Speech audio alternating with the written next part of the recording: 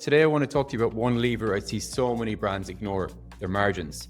We're going to go into how small marginal changes in your COGS have a huge impact in terms of your ability to scale spend profitably. Everyone's obsessed with meta ad structure, creatives, but if you're missing out on the correct offer structure, you're really playing the game on hard mode. And today we're going to dive into that in a little bit more detail. We're going to go into how small marginal costs can be wrecking your margins, making it harder to scale spend.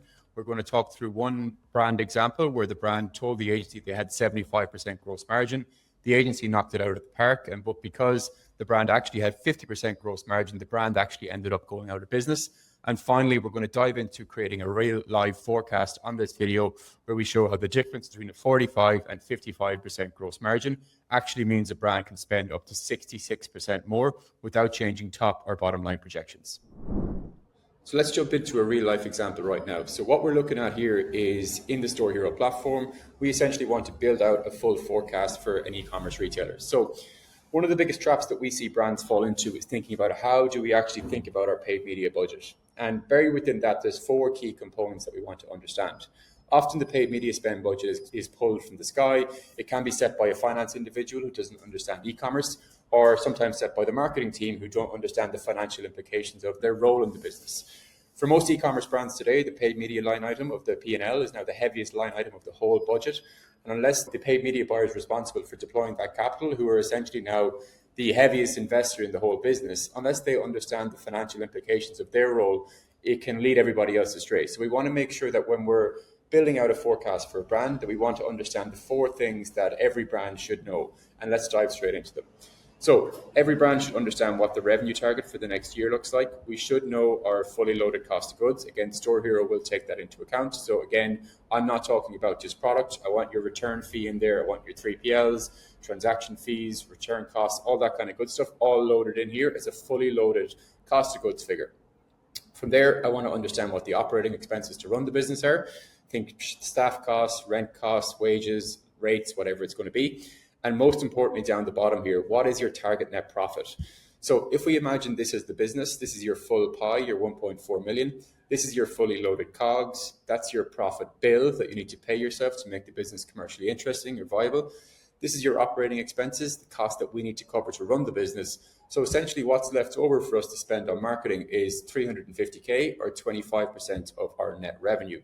So we can see down here, we can afford to spend 350K at a marketing efficiency rate of 4. Now, just to highlight the impact between a 45% COGS and a 55% COGS. This 45% COGS is an aspirational goal that this business is looking to achieve, but I just wanted to keep an eye on when we originally plugged them into StoreHero and they actually had a 55% COGS, meaning that they had only had a 45% gross margin. So I've changed nothing else about this business. Top and bottom line projections are still the exact same. However, because of that small difference, and it's not small, it might seem small on paper, between 55% COGS and 45% gross margin, the amount that we can afford to spend on marketing has dropped dramatically. We've gone from being able to spend 210K at 55% COGS to 350K at a 45% COGS. It just goes to show you the massive impact that these small pay-per-cut costs can have on your ability to scale an ad account profitably and sustainably. Even if we look at the 210, again, when our margins are poorer, we need to be at a marketing efficiency ratio of 6.67. That's an awful lot of pressure to put on your paid media spend, as we all know. So for us to think about this business, if we were running this today, as opposed to trying to dive in directly into the meta ads account and optimize it to the nth degree, spend a ton of money on testing a whole lot of new creatives, can we look at the offer structure that we're running? Are we discounting too much? Are we not charging for shipping when we should be? Are we giving out too many free returns? Are we using expensive solutions that we shouldn't be using that are charging us every time we fulfill an order? If we can strip back some of those things and we can get it back to 45%, we've now significantly increased how much budget that this business could afford to spend, and the efficiency at which we need to spend it at, drops significantly as well. And it's a much more realistic goal. Again, we have not changed the top or bottom line projections, yet we have a much more achievable budget to spend and a more realistic efficiency target to hit it with as well. If you have any questions, please drop them below. Hit us up at storehero.ai and make sure you subscribe.